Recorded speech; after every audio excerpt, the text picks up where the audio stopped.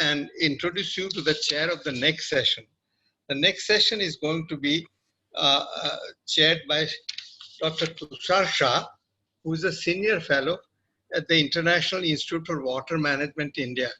And he was one of the pioneer person in promoting what kind of measures in the power sector could really lead to water conservation in Gujarat.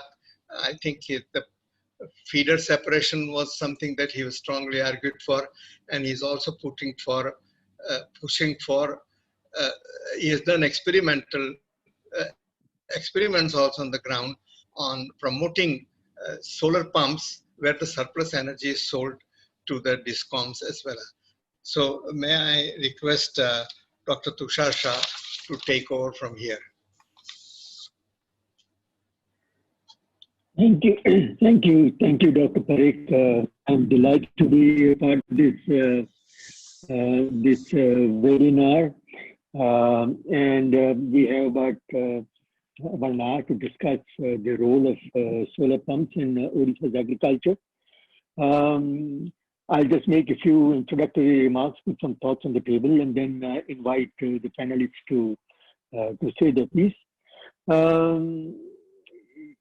You know, for anyone who knows Indian agriculture, we know that in the last 25, 30 years, access to affordable and reliable energy has become the key driver of agricultural growth.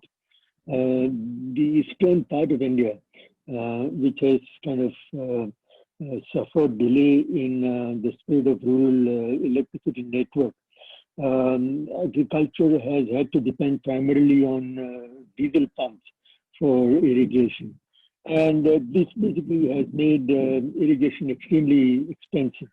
In parts of Gujarat or Madhya Pradesh or Tamil Nadu, which are water scarce but which have very well-laid electricity network, farmers basically pay about 40 to 50 paisa per unit of power at the wellhead. Whereas in states like Bihar and Orissa, the energy that is derived from diesel pumps, it costs about 18 to 20 rupees per unit. So this makes irrigation extremely difficult. And this is unfortunate because many parts of Eastern India are very rich in water, especially in groundwater. And therefore, using abundant aquifers to promote irrigated agriculture could be a major pathway to improve livelihoods and agricultural growth. We know that Bangladesh and West Bengal broke out of agricultural impasse primarily by promoting groundwater irrigation and a third crop of pre-summer rice, the Rabi rice, Boro rice as it is called. And we know that before 1980, both these regions were agriculturally very backward. But in the 1980s, as groundwater irrigation became possible, farmers here began to take a third crop of rice before summer. And that has actually made both these regions food surplus. Bangladesh has become an exporter of rice. We need to ask why Boro rice has not taken off in Orissa, especially in coastal Orissa, which is also abundant aquifers. And one hypothesis that Nilkant Rath used to advance, has been actually talking about for many years, is that it's because irrigation is very expensive in Orissa because farmers have to depend mostly on groundwater, on diesel pumps for groundwater irrigation. Now, solar pumps can play a very, very important role in revitalizing agriculture. But Odisha has been among the slowest in ramping up its solar capacity. In the past 10 years, I think at the national level, solar pumps have been increasing at an average compound rate of 55 to 60%. And at this rate, by 2030, maybe we'll have 25 to 30 million solar pumps. But all this increase is happening only in western parts of India. In states like Bihar, West Bengal, and Odisha, where solar pumps can actually produce major livelihood outcomes as well as reduce the greenhouse gas emissions from predominant use of diesel pumps.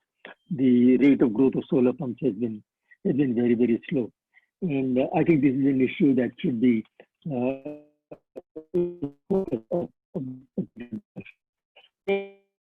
This time we have Mr. M. Patnaik from OLIC, who hopefully will tell us something about what is saying about solarizing the community lift irrigation systems.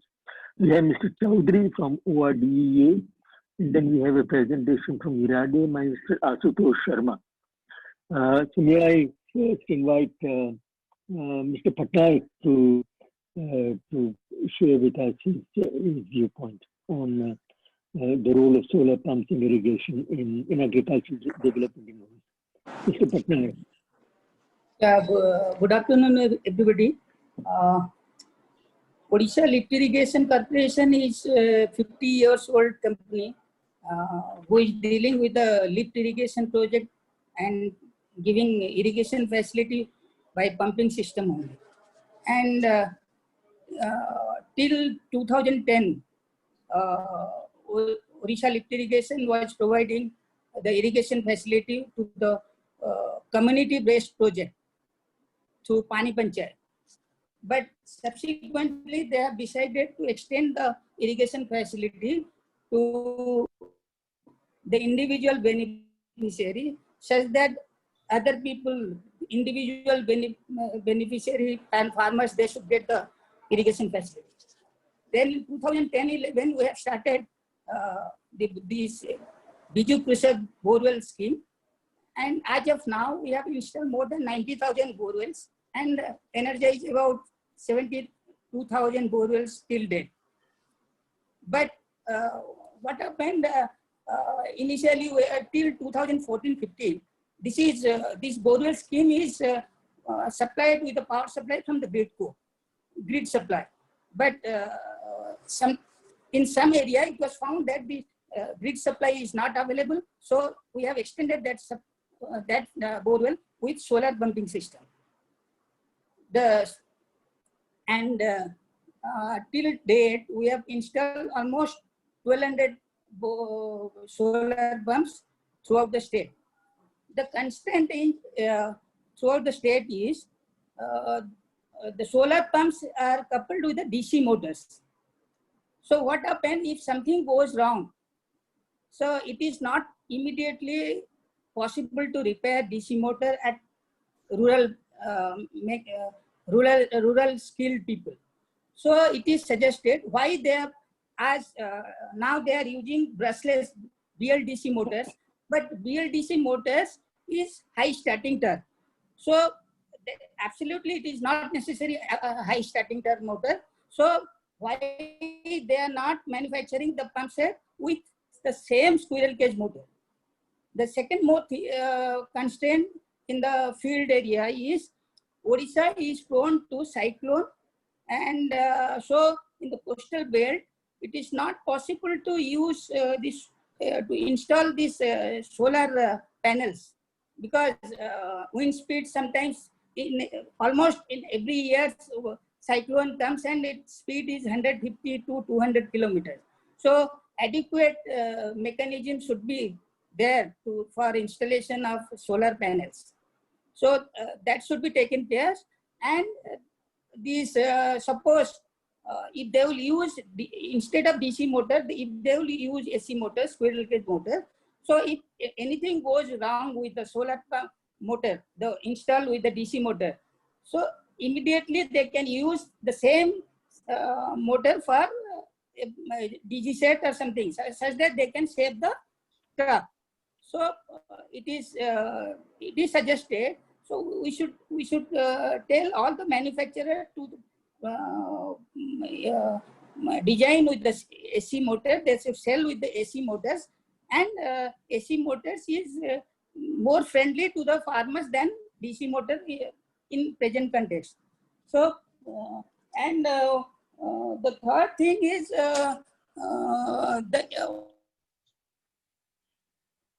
this solar panels are off. Otherwise, what happens if it will be stolen or something goes wrong with the flood, cyclone? Because Odisha is prone to the flood and cyclone. So if anything goes wrong, so that farmers, they cannot make the repairs for the solar panel and all. So that should be also taken care of. These are the issues should be taken care of for solar panel installation. And recently the government of Odisha also planned to go for another scheme exclusively for solar panels for 5,000 borewells, 5,000 motors per year for coming 5 years. But before launching of that scheme, this one is theft, second is cyclone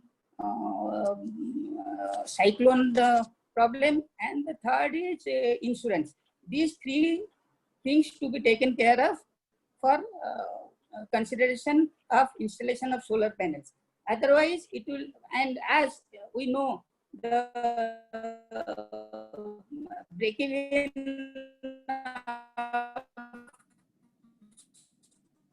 this capital cost comes for, so now also it is more than 3 to 3.5 years. So flood are coming, so we should taken care first in the first priority for all solar panel installers. Thank you. Thank you, Mr. Patnaik. Two clarifications. How big are these pumps? Did you say 1,200 pumps? Are they 1 and 2 kilowatt pumps, or are they? Yeah. As of now, we have used maximum up to 5 HP pumps, but the people are not acquainted with the DC motors. If something goes wrong with the DC motors, there is no adequate skilled people available in the rural area to repair all those things. Tushar, please ask Ashutosh to And make what a is the average presentation. hours of operation? Okay. I would, before that, should I just ask Mr. Chaudhary to excuse me, sir, my request is you have, because this scheme is a ownership scheme of farmers, so we should make the insurance provision in the scheme such that it will be easier for the farmers to continue with the same infrastructure. Right.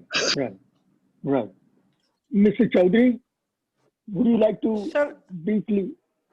Sir, Mr. A.K. Chaudhary has got a call from the government, so he somehow has to leave the meeting, and he has gone for the his government call. So we also have Ashutosh speaking. We have Ashutosh presentation. Right. So Ashutosh, can you make your presentation? Yeah. Good afternoon, everyone. Good afternoon. So,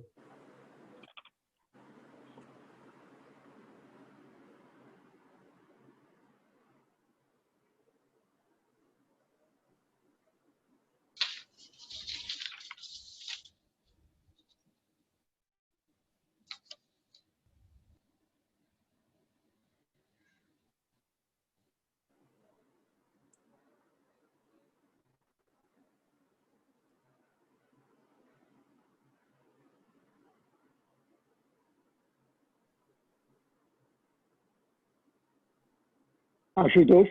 yeah, just a second. I think Sharmistha had started opening the PPT.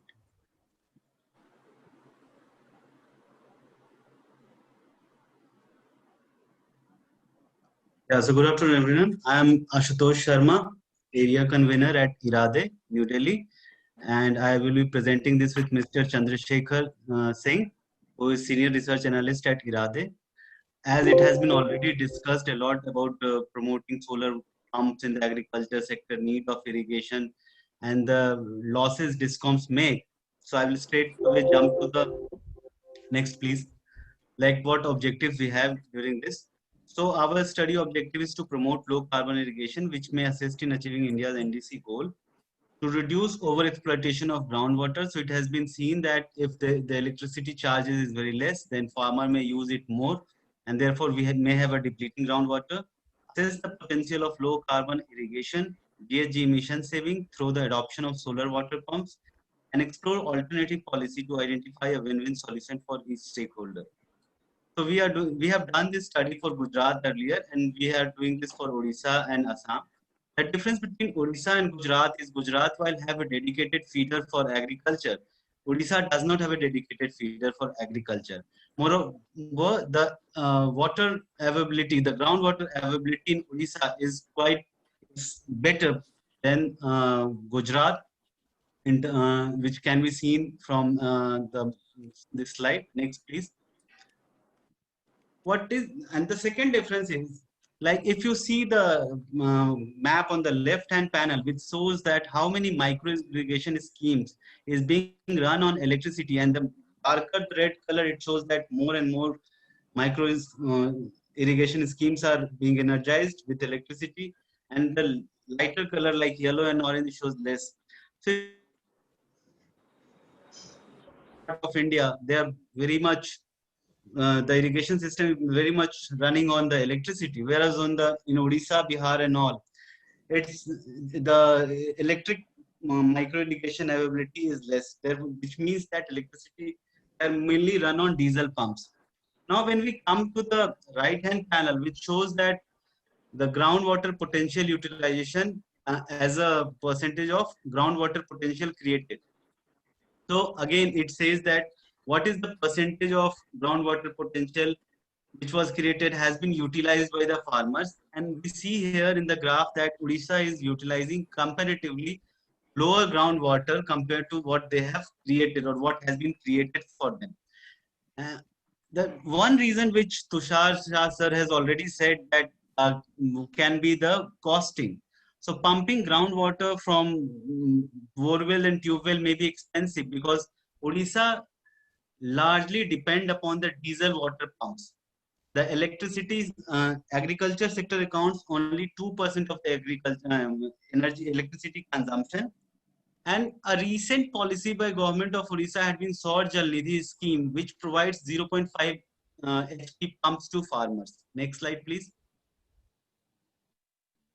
So what we have done, we have got the data from CEA that what is the electricity consumption in Odisha in gigawatt hours. So it come to 327 kilowatt.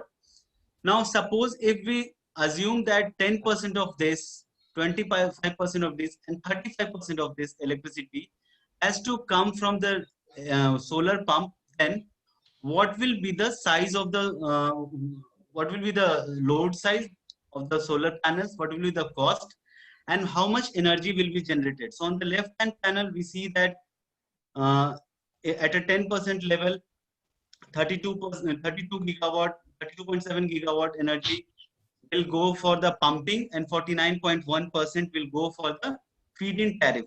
So why we are showing it this, because our lessons from Gujarat and Jhunti Solar Cooperative, we have learned that close to 40% of the generated electricity is used for pumping and 60% goes for feed-in tariff. So we have assumed that that 40% will go to the agriculture irrigation and 60% will go to the feed-in tariff. So under three different scenarios, if 10% of the 327 gigawatt has to come from solar, if 25% has to come from solar, and if 35% have to come from solar. And simultaneously, we have shown that what will be the emission saving on the right hand side panel. We are assuming this model that they will be all grid integrated as the heading suggests. Next, please. Now, what is the current scenario situation? If we see DISCOM subsidy DISCOM is currently average cost of purchase is 2.99, whereas their average cost of supply is 4.99 rupees. Now, irrigation charges to farmer is 1.5 rupees per kilowatt hour.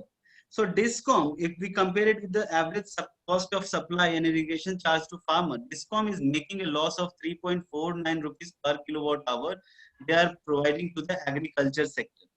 So, and what we are suggesting that DISCOM provide 5.99 rupees kilowatt per hour energy charges for surplus energy sold to feed-in tariff to the farmers. And so they will be able to save their subsidy burden. And in Odisha, the state government does not compensate DISCOM for their loss due to supply to agriculture. This they have to done with the cross subsidy from the other sector. So charging higher to the industrial sector and the the consumer sector, the other household sector. So when the Odisha government, when the DISCOMs will provide 5.99 rupees per unit, we have calculated in the next slide that what will be the gain for DISCOMs, what will be the gain for government, and what will be the gain for farmers. Please, next slide, please. So suppose in the first scenario, for a 10 kilowatt pump, if capital subsidy is given 0, and DISCOM tariff remains 2.99, which is their average cost purchase price for the electricity per kilowatt, then in this scenario, farmer will lose 1,67,172 rupees. DISCOMs will gain 2 lakh and above. Government has no role to play because government is not providing any subsidy to the DISCOM for the agriculture sector losses. And then there will be a social, so the net gain will be 38,196 rupees for a 10 kilowatt pump, and we have done a lifetime analysis at a discounted value of 6%. In the second scenario, suppose the government comes with a subsidy of 60% and DISCOMs keep buying the surplus electricity at 2.99 rupees per kilowatt hour. Then in this scenario, the entire burden shifts to the government because earlier government was not into the picture. Now government makes a huge loss. Farmers gains, DISCOM gains as it was gaining earlier. The losses of farmer had shifted to the DISCOMs, and then there is a net benefit. So we have proposed a third scenario, where we say ki you provide 15% capital subsidy. The government provides 15% capital subsidy to the farmers, and the DISCOMs provide a tariff of 5.99 rupees per kilowatt hour to the farmers for surplus energy. And then in this scenario, we see the losses of government also declines, the DISCOM also gains, farmer also gains, and then there is a net benefit also. So we suggest that the third model is a better model where a moderate gain is coming to both DISCOMs and the farmer, whereas the losses of the government is very less. So this was the grid integrated solar irrigation pump. Now, as we know that electricity access to farmer in Odisha is very less, and they mainly run the irrigation on diesel pumps. So we have also done a standalone solar pump analysis, but mainly from a community perspective. So next slide, please. So what we say that, okay, so we have got this data from Odisha Lift Irrigation Corporation, and for a 20 hectare community farm model, they say that paddy will be 16 hectare in the Kharif, and vegetable will be 4 hectare. That will be the water requirement, and for other season crops they have given. So based on this, what we did, we calculated the second slide, please. We calculated the annual water required for this 20 hectare farm, which comes out to 156 million liters. And then we estimated that what size of pump will fit for this. So the required size pump comes to 12 HP. And the annual hours of operation will be 816 hours. Still, if you see, we have nearly 2,500 hours of operation annually for a solar pump. So we'll be still left with somewhere around 1,600 hours of surplus energy. And from a standalone solar pump, we cannot sell this to grid. So we'll have to look for some alternative in sense of either providing some farm machine, running this energy for farm machinery, because normally the harvest season and the irrigation season doesn't coincide. So farmer can irrigate the land during the there is a standing crop using the solar pump, and the same energy can be consumed during the harvest season for running machines, small machines, tracers and all. So this is what we are suggesting, because, and this is the cost what you will be having. Suppose you irrigate you consume 156 million liter of water for a 20 hectare farm using diesel, then your annual average cost of irrigation per hectare will be 7,142. If you use subsidized electricity of 1.50 paisa per kilowatt hour, then it will be 629. And if you use non-subsidized electricity, then it will be 1865 rupees per hectare. And if you use solar, what we have suggested, then it will be 1649 rupees per hectare annual cost.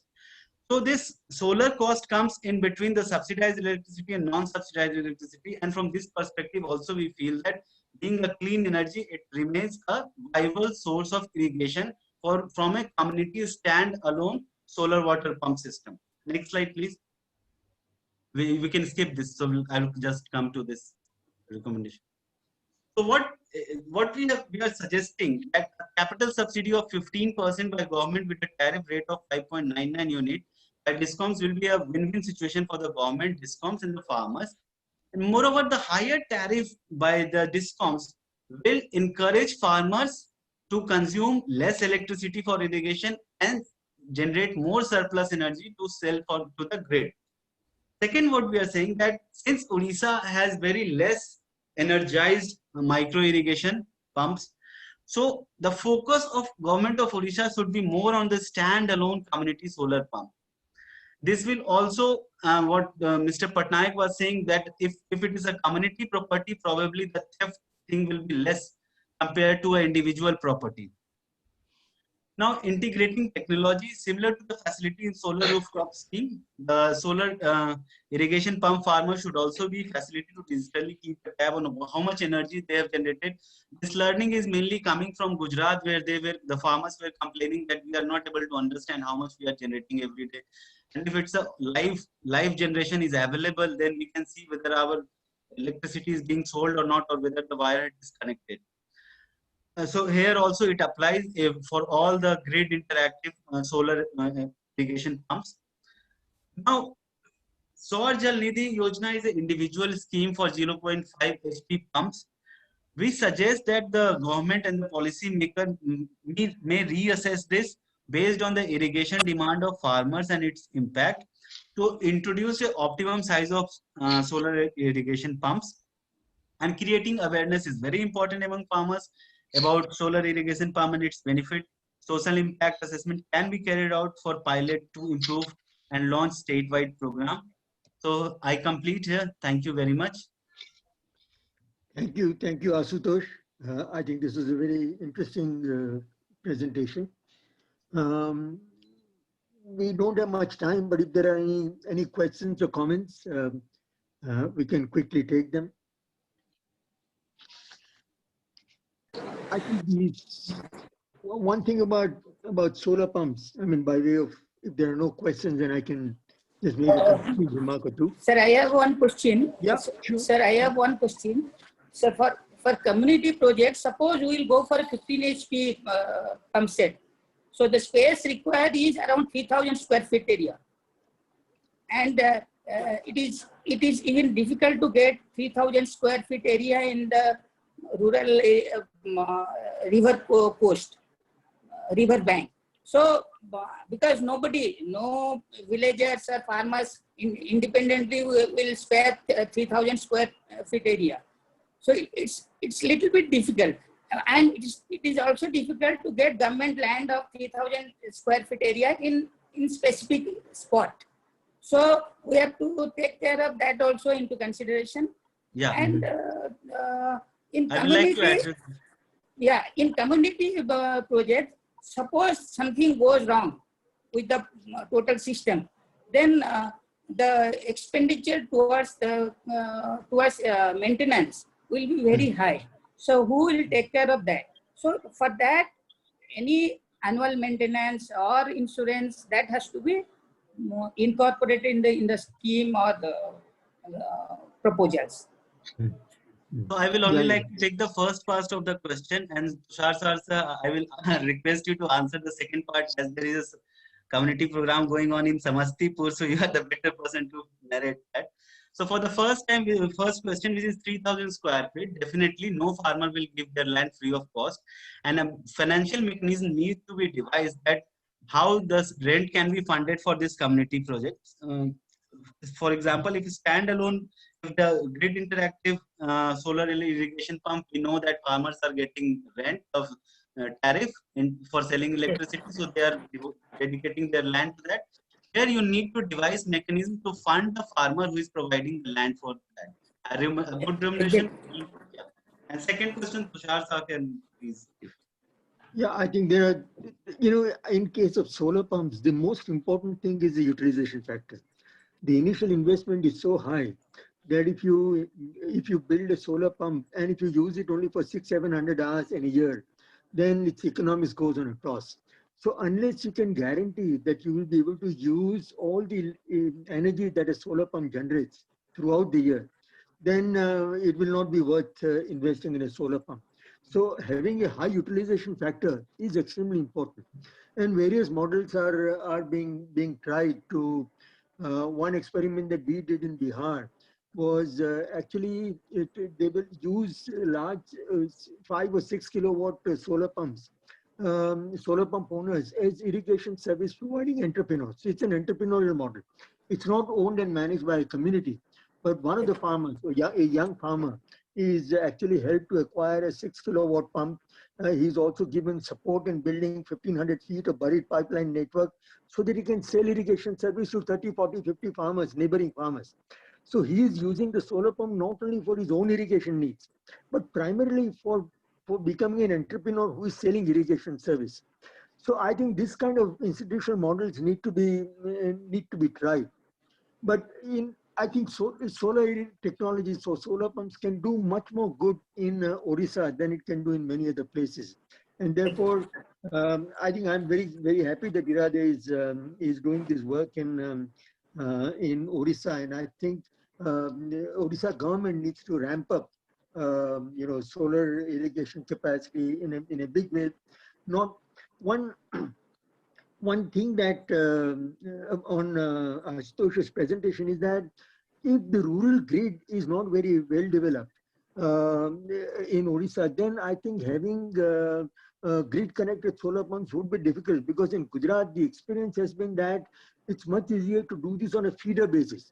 So if on a feeder, if you have 1 or 2 megawatt of pumping capacity, then bringing all or most of those tube belts, solarizing them and managing that as a solar feeder is a much more feasible idea technically than having scattered solar pumps over a large area connected to the grid, because that managerially that becomes very difficult. Are there any other comments or questions on Ashutosh's presentation? If not, then maybe I can hand over to Mr. Batra for the final remarks to conclude this day-long workshop. Thank you, Dr. Shah, for conducting this session, agriculture session. We were not able to have all of the panelists due to some reasons, unforeseen reasons. But I just like to sum up the entire session of power as well as agriculture. I'm not going to get into details about what people said, but I just thought I'll talk about a few points which are pertinent. It seems that there is a debate about use of own resources in the state as vis-a-vis what sources imported from outside. That is, from renewable point of view. If what was mentioned was that they've got so much of coal in the state, so why should they not use coal? But now the moot point is that what are we globally looking for? That's a little bit of a narrow objective if you ignore the environment point of view. And therefore, if we have to go to renewables, then they have to tap their own renewable sources, whatever there are in the state of Odisha, as well as if it's not enough, to buy from outside. Obviously, you cannot, if you've already got capacity which is available in this, you can't say that you will not use that capacity and go for renewables, which is not good, which was also pointed out by Dr. Chandrakiran. Yes, so but what we can do is to plan for the future. And for future, you can always plan for renewables without investing in further coal-based capacity. You, of course, everybody, because of the environment thing, there are vested interests in continuing the industries which are already running, especially the coal-based, the coal, what will happen to the coal if you start getting away from coal and ultimately make it zero? What will happen to thermal power plants, companies which are running only coal-based plants, for example, NTPC? So there will always be resistance from such, and maybe BHEL, manufacturing, mainly manufacturing coal, but also hydro and others. So what happened? I know that these are things which will cause an obstruction to change, but that's what we have to take a holistic view, and people will have to work towards change in business plans. For example, NTPC is working now towards renewables and storage in the long run, and even setting up of electric vehicle stations, charging stations. So these are things which will have to. There is, of course, the management way of change management, which would require to be done for each state. Change in the mindset of people, change in the mindset of policymakers. That would have to be done. There are certain issues which were mentioned, for example, by Mr. Rajiv Agrawal about the necessity of having reliable power supply, which is important for industries, because if you don't have reliable power supply, then the industries are going to suffer.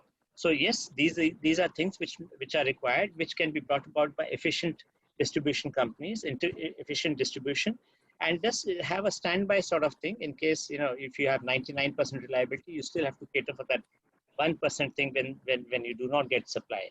So yes, things would have to change in a holistic way. One of the questions which was raised was whether captive power plants do they have RPO obligations or not. Captive power plants are also obligated entities in addition to open access consumers, and therefore they also have to comply with this RPO obligation. Mr. Patnaik pointed out about DC pumps, the repair of solar DC pumps. Now, as far as I think, yes, there are pumps, DC pumps, but there are also AC pumps, and solar powered power plants can feed AC pumps through the inverter. So I think this was a specific niche which he was referring to. They don't have to be DC pumps, but so they can be, the ones which are grid connected. In any case, this same pump can be used, but without using diesel. You can use solar.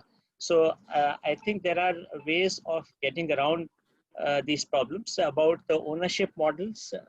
Who will own the agriculture pumps? What was pointed out by Dr. Tushar Shah was that it's a lot of upfront money, but then there are different models which are provided also in the Kusum scheme. About you don't need to for the farmer to own it. There could be, what would be the ideal thing would be just like an Ola model where one person, an entrepreneur, runs these solar pumps and provides the service to different farmers. So it can be sort of time sharing. If the pump is used for a certain number of hours, and if there are certain hours left, it can be used to provide supply to others. So there are different models of which can be done. I think there is, if we apply our minds, there is no way in which we cannot access our the NDC targets which are applied to the state of Odisha. That's all I'll say from the point of view of comments. I'd like to thank everyone who has attended this, specifically the senior most government officers from the Odisha government, and the very eminent persons who were here. Of course, Motushi, who from the director from MacArthur, India Affairs in MacArthur, who we worked with who Rade worked with to carry out this study. I thank all the other participants who are there, Dr. Tushar Shah, Dr. Kirit Parikh for chairing the session on power, and Dr. Tushar Shah for chairing the session in agriculture, and of course all the panelists who contributed in each of these sessions. I'm not going to call them because they're quite a lot. I thank, of course, not only that, but of course even the Captive Power Plant Association, Mr. Rajiv Agrawal, who heads that, has provided a lot of insights to, and I think we'll have to work with all the stakeholders to see that we achieve what we want to achieve.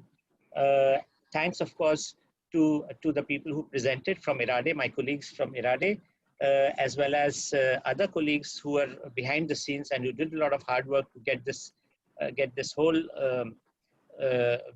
stakeholder consultation going. And not only that, for seeing the infrastructure and for contacting everyone. I thank all of them. Thank you very much. I think we've gone a little beyond time, but I think it's time well spent. Thank you very much.